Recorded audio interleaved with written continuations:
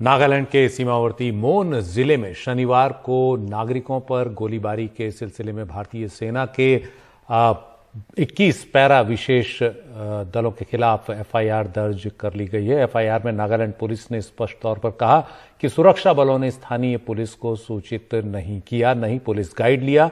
इस मामले में 14 आम लोग मारे गए थे जब सेना ने अचानक उन पर फायरिंग शुरू कर दी, ये सोचते हुए या इस सूचना के आधार पर कि उस तरफ से आतंकवादी आ रहे हैं, और इसमें स्थानीय ग्रामीणों की मौत हुई। इसके बाद से इस इलाके में तनाव की स्थिति बनी हुई है। सरकार में सहयोगी बीजेपी ही यहां घटनाक्रम को नरसंहार बता रही है, और इस बीच नेफ्यू रियो जो नागालैंड के मुख्यमंत्री हैं, उन्होंने कहा है कि जब आतंकवाद की समस्या नहीं है तो armed forces special powers act Nagaland में लागू क्यों है, इसको तुरंत हटाया जाए।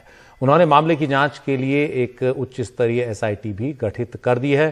तनाव है, इसलिए एहतियातन इंटरनेट और एसएमएस सेवाओं को मोन जिले में बंद कर दिया गया है। गृह मंत्री अमित शाह ने आज संसद में इस घटना को लेकर एक बयान दिया, कहा कि यह सुनिश्चित किया जाएगा कि भविष्य में फिर ऐसी घटना न हो। पुलिस महानिदेशक नागालैंड और आयुक्त नागालैंड ने दिनांक 5/12/21 को घटनास्थल का दौरा किया। ताजिद पुलिस थाने में घटना के बारे में प्राथमिकी दर्ज की गई है और मामले की गंभीरता को ध्यान में रखते हुए इस मामले को राज्य अपराध पुलिस स्टेशन को जांच के लिए सौंप दिया गया है।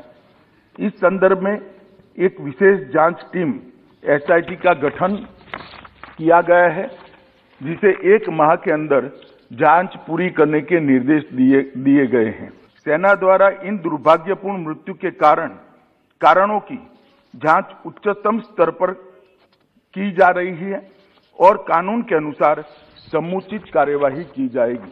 यह निर्णय लिया गया है कि सभी एजेंसियों को यह सुनिश्चित करना चाहिए कि विद्रोहियों के खिलाफ अभियान चलाते समय भविष्य में ऐसी कोई दुर्भाग्यपूर्ण घटना की पुनरावृत्ति न हो। राज्य प्राधिकारियों ने एहतियात के तौर पर प्रभावित इलाकों में निषेधाज्ञा लागू की है।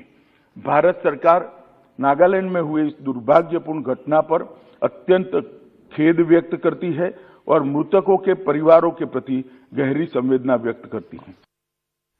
और इस पूरे मसले पर ज्यादा जानकारी के लिए हमारी सहयोगी नीता शर्मा हमारे साथ हैं। नीता, इस मसले पर खुद जो मुख्यमंत्री हैं नेफ्यू रियो नागालैंड के, उन्होंने एएफएसपीए पर सवाल उठाया है कि जब आतंकवाद है ही नहीं तो हर साल क्यों इसे अशांत क्षेत्र बताकर आगे बढ़ा दिया जाता है, और दरअसल हुआ क्या, इसके लिए जिम्मेदार कौन है? क्या असम राइफल्स को भी इस बात की जानकारी नहीं थी कि सेना वहां इस तरह का कोई ऑपरेशन करने जा रही है?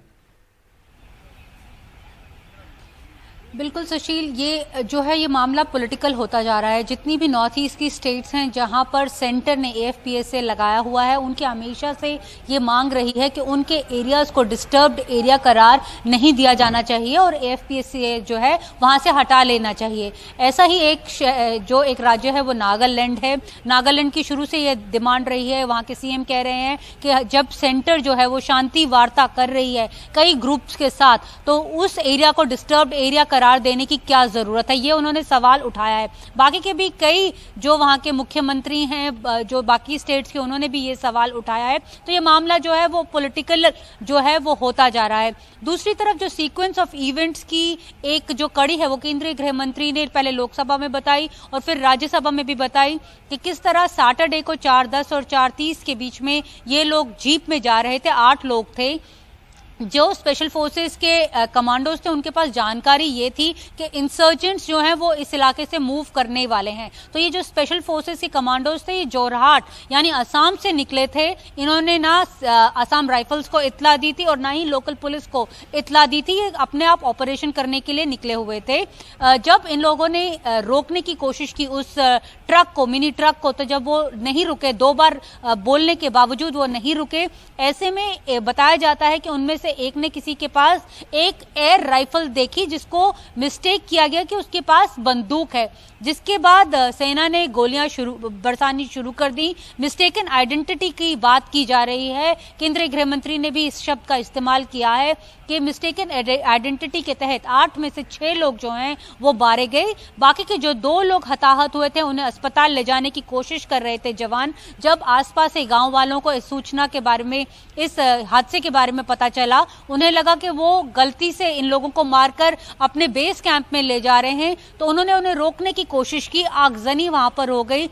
बचाव के चलते अब केंद्र सरकार का कहना है कि बचाव के चलते उन्होंने फिर से गोली शुरू की, जिसके बाद जो है बाकी के 7 लोग जो हैं वो मारे गए। केंद्रीय गृह मंत्री ने यह भी बताया कि जो उनका बेस एरिया है वहां पर भी कुछ लोगों ने अटैक किया, जिसके चलते एक जवान की भी मृत्यु हो गई है। तो ये हादसा जो है काफी दर्दपूर्ण है। खुद केंद्रीय गृह मंत्री कह रहे हैं कि जो SOPs हैं उन्हें दोबारा से लाइजन किया जा रहा है कि सही तरीके से फॉलो की जाए। एक एडिशनल सेक्रेटरी लेवल के जो ऑफिसर हैं वो नागालैंड भेजे गए हैं ताकि वो वेरियस एजेंसी से बात कर स्ट्रीमलाइन कर सकें जो जिस तरह से वहां पर ऑपरेशन हो रहे हैं। सुशील, शुक्रिया अनीता इस पूरी जानकारी के लिए। और ये वास्तव में एक काफी दिल दहला देने वाली घटना थी। मिस्टेकन आइडेंटिटी, गलत पहचान के आधार पर सेना की ये कार्रवाई।